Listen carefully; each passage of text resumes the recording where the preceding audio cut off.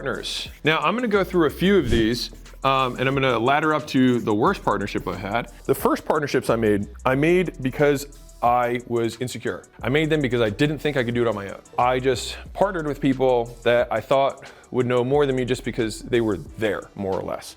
And this is not any disrespect to those people. It was my mistake, not theirs. I have had 9 failed partnerships in my entire life before I started making money. 9 different people that I was partnered with. I'm gonna give you the nitty gritty of every lesson I learned from all of them. So the first partner that I ever took on was an advisor told me, hey, you should partner with this guy to start a gym. All right, my very first gym. And he said, he's already got a gym in the neighborhood you wanna be in. You can start with his clientele base and just go into a bigger gym and come together. And I was like, okay, that sounds good. And he's like, yeah, you guys both have the exact same skill set and you have the exact same business. You guys should just split it. And then I will take 10% for putting the deal together. So you'll be 45, he'll be 45, and I'll be 10 for advising and putting this whole thing together. And we both said, sure. Now, guess what the worst way to start a business partnership is? You both have the exact same skill sets and you both bring the exact same thing to the table. We're both bringing work and very little capital to the table where we have the same business that we're trying to do. And guess what most people do when they start a business? Exactly that. So, lesson number 1 of partnerships, they have to have something you don't. So they either have to have time you don't, they gotta have money you don't, or they gotta have skills you don't. That's it. If they don't have one of those 3 things, one of you isn't needed.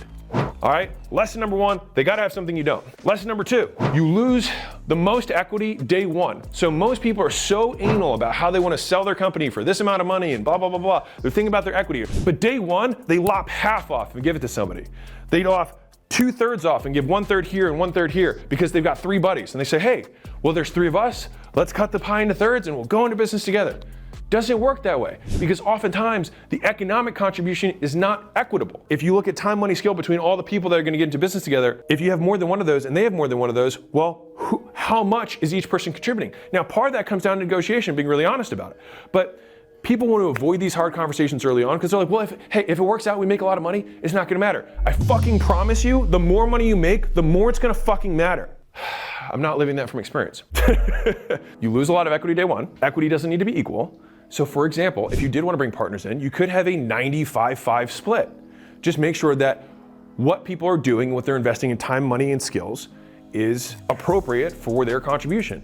And if they balk at that, then thank fucking God you set that on day 1 so you don't have to deal with it later. Now you have this fear, well, what if I can't do this business without them? I promise you, you can do the business without them, all right? Every successful business I had during the period after my 9 failed partnerships, I did on my own with Layla, my OG ride or die partner, so I give half no matter what. That was from my first 2 partnerships that I had. The second 2 partnerships that I had, when I got into business with these guys, I was gonna run the business all day, every day.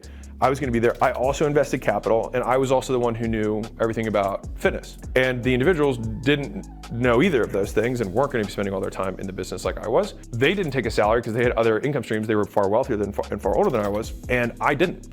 And so I had saved up about $70,000 in the first 6 months or so of my business. So you're like, wait a second, you were making money and the business was growing and then you brought partners in?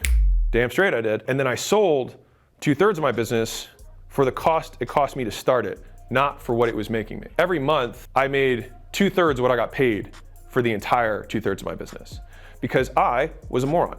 And so, not really. I was inexperienced and I didn't know any better. It was me paying down ignorance debt, which is why I'm making these videos for you.